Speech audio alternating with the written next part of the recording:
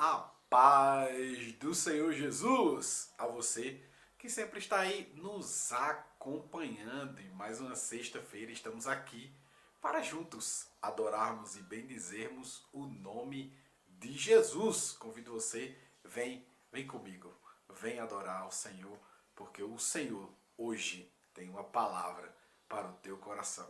Vamos orar em nome de Jesus? Senhor nosso Deus e Pai, no nome de Jesus nós oramos a Ti neste exato momento, em que damos início a este momento de adoração ao Teu nome, em que paramos de fato para ouvir a Tua palavra, porque sabemos que ela é boa e agradável aos nossos corações para nos tirar as dúvidas, para nos esclarecer, para nos guiar, Pai, neste caminho.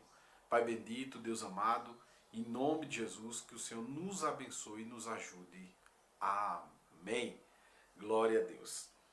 Amados, tem um texto que separei para a nossa meditação hoje aqui, que se encontra no livro do Gênesis. Gênesis, capítulo de número 26. Se você tem Bíblia, leia a sua Bíblia. É importante. E não importa que seja um livro ou de fato ela digital. O que importa é que você leia a Bíblia, que você acompanhe, que você medite e que você de fato desfrute dessa bênção que o Senhor nos deu, que é o seu manual de fé e prática que Ele nos deu para seguir. Então, Gênesis capítulo 26, a partir do versículo 12, diz assim a palavra do Senhor: E semeou Isaque naquela mesma terra, e colheu naquele mesmo ano sem medidas, porque o Senhor o abençoava. E engrandeceu-se o homem e ia enriquecendo-se, até que se tornou muito poderoso. E tinha possessão de ovelhas e possessão de vacas, e muita gente de serviço. De maneira que os filisteus o invejavam, e todos os poços que os servos de Abraão tinham cavado nos dias de seu pai Abraão, os filisteus entulharam e encheram de terra. Disse também Abimeleque a Isaque: Aparta-te de nós, porque muito mais poderoso te tens feito do que nós. Então Isaque partiu dali e fez o seu acampamento no vale de Gerar, e habitou lá. E tornou Isaque a cavar os poços de água que cavaram nos dias de Abraão, seu pai, e que os filisteus entulharam depois da morte de Abraão, e chamou-os pelo nome que o chamava seu pai. Cavaram, pois, os servos de Isaque naquele vale e acharam ali um poço de águas vivas. E os pastores de Gerar porfiaram com os pastores de Isaque, dizendo: Esta água é nossa. Por isso chamou aquele poço de Ezeque, porque contenderam com ele. Então cavaram outro poço e também porfiaram sobre ele. Por isso chamou-o Sitna. E partiu dali e cavou outro poço, e não porfiaram sobre ele. Por isso chamou Reobote e disse: Porque agora nos alargou o Senhor, e crescemos nesta terra. Depois subiu dali a Beceba, e apareceu-lhe o Senhor naquela mesma noite e disse: Eu sou o Deus de Abraão teu pai. Não temas, porque eu sou contigo, e abençoar-te-ei, e multiplicarei a tua descendência por amor de Abraão, meu servo. E edificou ali um altar e invocou o nome do Senhor. Os principais resultados. Cala a boca. E invocou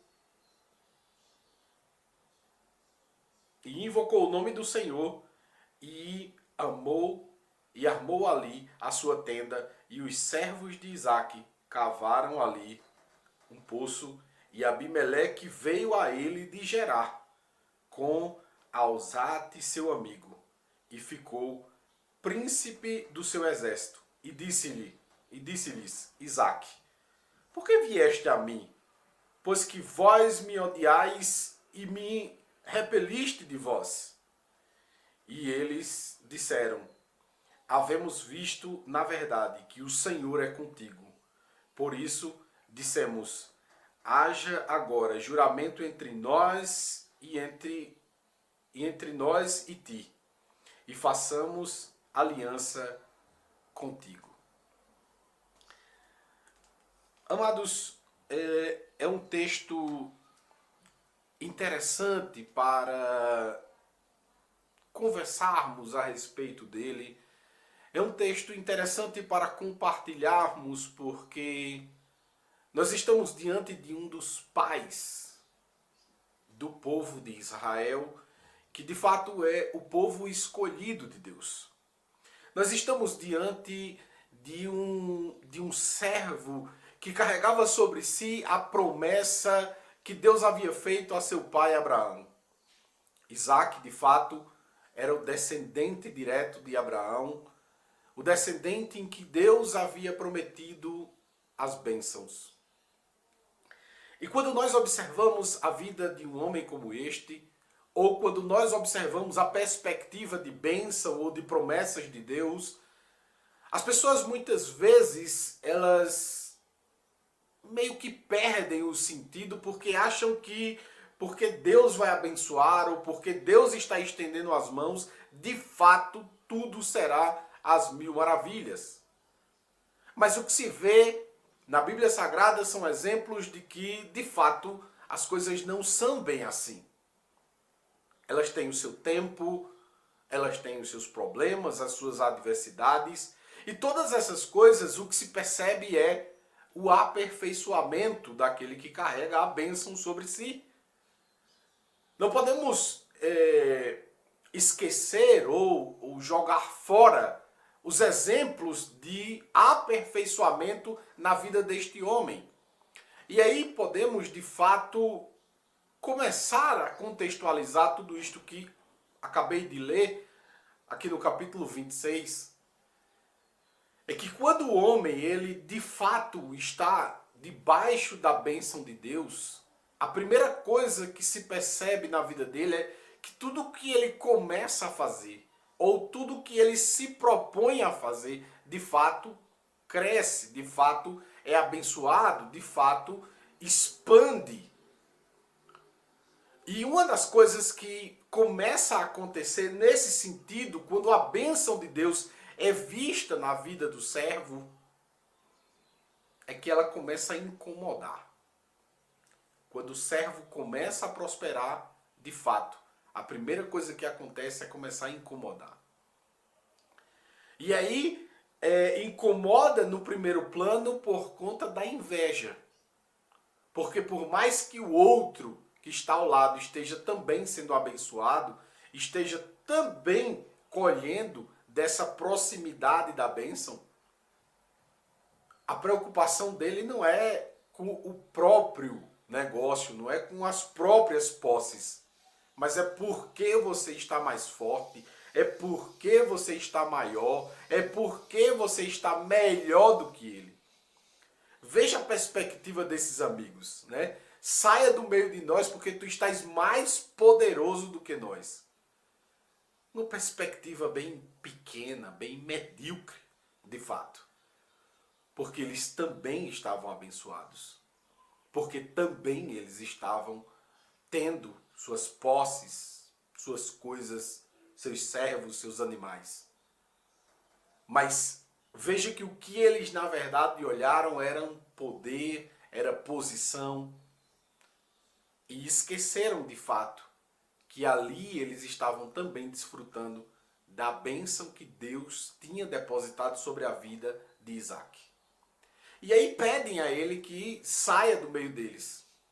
E aí ele, como servo de Deus, sabendo muito bem que como servo de Deus não importava o lugar que ele tivesse, porque essa é uma das perspectivas ou uma das visões que devemos ter quando a bênção de Deus repousa sobre nós. Não importa de fato onde estejamos, não importa quão difícil seja o local, a bênção de Deus supera qualquer possibilidade, qualquer dificuldade. Não importava estar naquela terra, não importava estar naquele local específico para que a bênção de Deus alcançasse aquele homem. Para que alcançasse de fato Isaac e assim também alcance cada um de nós que estamos debaixo das bênçãos de Deus. Isaac sai dali de forma muito tranquila, porque Isaac tinha no seu coração de que não era o local que lhe abençoava, mas sim o Deus que estava com ele, que iria lhe abençoar, não importa onde estivesse. E aí ele sai dali e está em uma terra árida. E em terras áridas, o bem maior de uma terra árida é de fato água. E ele havia perdido os poços que havia cavado. Mas ele sabia que seu pai havia cavado poços neste novo local em que ele estava. Porque a partir do momento que nós estamos diante da bênção de Deus, não importa o que fizeram ou tentaram fazer para tentar destruir, para tentar atrapalhar, não importa. De fato, os filisteus entupiram os poços com entulhos, mas quando Isaac chega lá, que ele volta a cavar o poço no mesmo local, o que se vê são águas vivas. Isso é água que flui naturalmente. Então perceba que, por mais que quiseram atrapalhar as bênçãos que seu pai havia deixado para ele, por mais que tentaram anular ou aniquilar a bênção que estava sobre sua vida, não conseguiram. Ele simplesmente cavou o poço e ali deu água mais uma vez. E como se não bastasse, eles ainda vêm e contendem com os seus pastores, dizendo eles que aquele poço era deles. Mas como? Se o poço estava tampado por eles mesmos. Mas como a água é o bem maior do ambiente árido, de fato ali estava uma contenda. E como ele deu início e agora dando continuidade, mais uma vez ele foge da contenda, porque ele sabia que não era o lugar que abençoava ele, mas o Deus que estava com ele, que o abençoa e que o supre de toda e qualquer necessidade. Ele se afasta dali e vai para mais adiante e mais uma vez cava o poço. E mais uma vez o que se observa são águas vivas. Mostrando assim que onde ele chegasse, a bênção de Deus chegava junto com ele. A mão do Senhor estava de fato sobre ele. Mas quando nós somos abençoados, de fato nós chamamos a atenção daqueles que estão ao nosso redor ou daqueles que nos observam ainda aqui de longe. É fato isso. E aí no segundo poço, mais uma vez, eles chegam para contenderem. E ele vai mais adiante, para não permanecer a contenda, porque o servo de Deus, porque aquele que acredita que a bênção de Deus está sobre ele, sabe que não é o local, não é o local, mas sim quem está com o abençoado. Quem está com ele, não é o local em que ele está, mas sim quem está com ele. Porque quando se entende que Deus está, não importa o local que você esteja, pode ser o lugar mais difícil, mais complexo, mais complicado do mundo. Se a bênção de Deus estiver contigo, de fato, você irá prosperar. Você irá ter o maior bem desta terra que você estiver, que no caso de Isaac era a água, por eles estarem em um lugar árido. Então era importante essa água justamente para suprir a necessidade não apenas deles, como pessoas, mas também dos seus animais. Que como a Bíblia bem fala, eram muitíssimo. Porque o Senhor havia abençoado ele grandemente. E ele precisava de água para suprir a necessidade, não apenas dele, mas também dos seus animais. E é justamente nesse sentido que nós observamos que Isaac tinha a certeza de que a bênção de Deus estava com ele, e mais uma vez contenderam pelo poço, e ele deixa esse poço e vai mais adiante. Veja que foi expulso da terra que estava sendo abençoado pelos seus supostos amigos, cavou o primeiro poço, contenderam porque deu água, foi mais adiante para não haver contenda mais. No segundo poço, mais uma vez, chegam e contendem com ele. E ainda assim ele não se preocupa, ele vai mais adiante. E indo mais adiante, ele cava o terceiro poço. E mais uma vez a bênção de Deus está com ele. E mais uma vez águas brotam, águas saem deste poço para suprir todas as necessidades daquele servo. E o que é interessante neste terceiro poço são duas lições básicas que nós aprendemos neste contexto de Isaac. O primeiro ponto é que não importa se você está abençoado, se Deus está com você, aprenda sempre. A caminhada é dura e as dificuldades, elas vêm, mas são para o seu aperfeiçoamento e não para a sua derrota. Então, o primeiro ponto, por mais que você seja abençoado, não espere que não tenha lutas no caminho. Saiba que a luta vem, mas sempre será para o seu aperfeiçoamento. A segunda coisa que acontece e que podemos tirar como lição da vida de Isaac, nesse parâmetro, né, entre ser expulso da terra e chegar até o poço em que não contendem mais contra ele, é que aquele que acredita que Deus está com ele, que acredita que Deus vai abençoar, ele continua a caminhada. Ele persiste na caminhada. O foco de Isaac naquele exato momento era alimentar os seus animais. Porque a visão de negócio de Isaac era criação. E as suas criações, de fato, precisavam de água. Então, o seu foco estava literalmente ligado às suas criações. Eram os seus bens, eram o seu negócio. E nesse negócio ele tinha foco. Então, ele permaneceu no foco. E a segunda coisa é que ele não parou ou ele não desistiu. Porque ele poderia ter desistido, por exemplo, quando foi colocado para fora da terra que ele estava sendo prosperado. Eu não quero mais não, vou vender tudo e vou parar e ponto final. Não, ele não parou. Ele continuou. No primeiro poço que cavou, contenderam com ele, ele poderia ter dito, eu não vou continuar isso, eu vou vender os bichos tudo, não quero mais nem saber de nada e ponto final. Vou viver do dinheiro que isso aqui me der. Mas não, ele tinha foco. Ele sabia que Deus era com ele e de fato aquilo que ele estava fazendo era o que ele gostava de fazer. Era o que ele queria fazer. Era o que ele tinha vocação para fazer. Então, dentro da sua vocação, da sua vontade, do seu sonho, ele persistiu, ele continuou.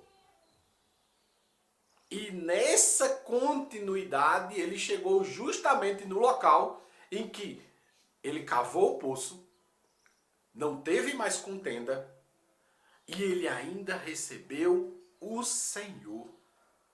O Senhor veio até ele dizer, eu sou o Deus de Abraão, teu pai. E não importa onde você for, eu o abençoarei. Estarei contigo todos os momentos. E ele teve o privilégio de levantar um altar e adorar ao Senhor. Porque mais uma vez ele reconheceu que tudo aquilo que ele tinha, todos os esforços que ele fazia, ele tinha de fato êxito, não porque ele era bom, não porque as suas forças eram suficientes, mas porque a bênção de Deus era sobre sua vida.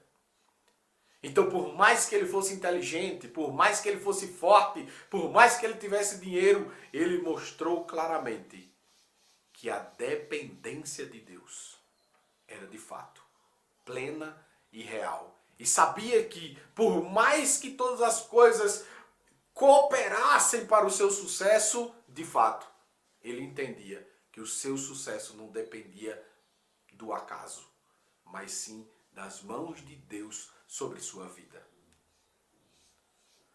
E aí a terceira lição, para a gente fechar essa mensagem e entender claramente todo esse contexto, é que quando nós superamos, quando nós chegamos no ponto chave da nossa história, não importa quem te expulsou da terra, não importa quem contendeu contigo, não importa quem torceu contra, não importa o que aconteceu na caminhada. Quando chegar lá no ponto que Deus quer, onde Deus de fato te encontrar para dizer assim, olha, não importa onde você for, eu abençoarei você.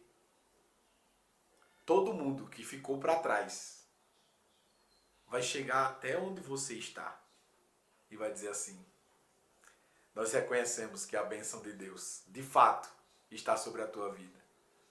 Porque nós vimos que na caminhada sofreste muito, mas nunca fosse desonesto, mas nunca fizesse questão.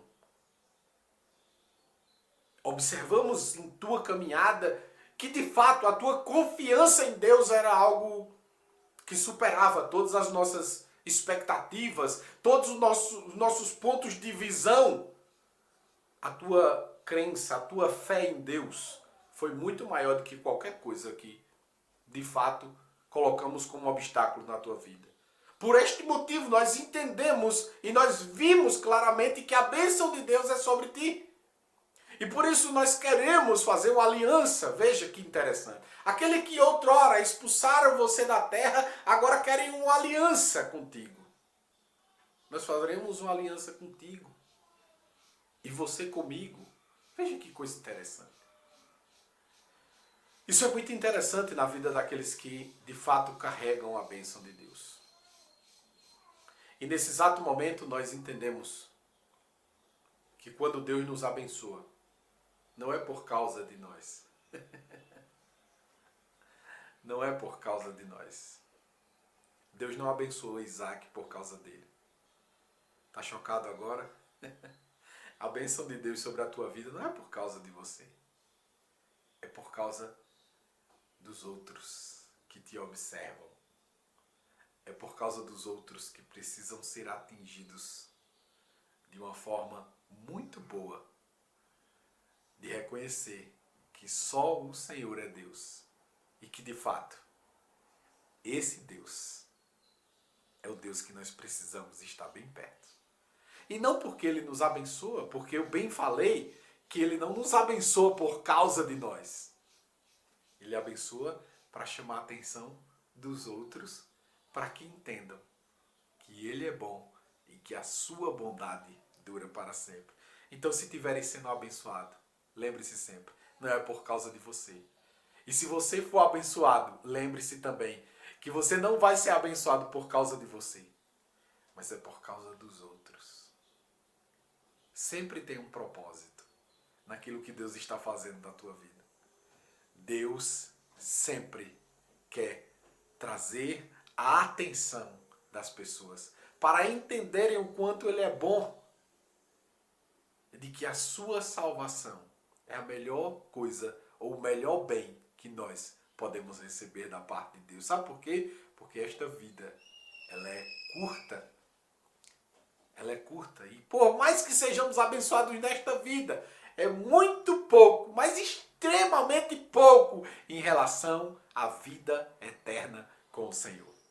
Por isso lembre-se, o maior bem é a salvação de Deus por meio de Cristo Jesus, nosso Senhor. As bênçãos são apenas chamado de atenção para abençoar outras pessoas a virem para o Senhor e também receberem salvação, que é o bem maior que nós entendemos que o Senhor fez por nós. É tanto que no capítulo 3 de João ele diz: porque Deus amou o mundo de tal maneira que deu seu Filho unigênito para que todo aquele que nele crê não pereça, mas tenha a vida eterna. Então o bem maior que temos é simplesmente a salvação, que ele nos deu o bem maior, que foi Jesus, para resolver o nosso problema. Então, qualquer riqueza, qualquer bem, qualquer coisa que essa terra venha a te trazer de benefício, saiba que é extremamente pequeno em relação à salvação. E se ele te abençoou, lembre-se, tem um propósito nisso. E o propósito não é você, são os outros. São os outros. Que Deus abençoe você, que tenha um ótimo começo de final de semana. E como sempre fazemos, Revendo Shalom Aleichem, desejo paz a você.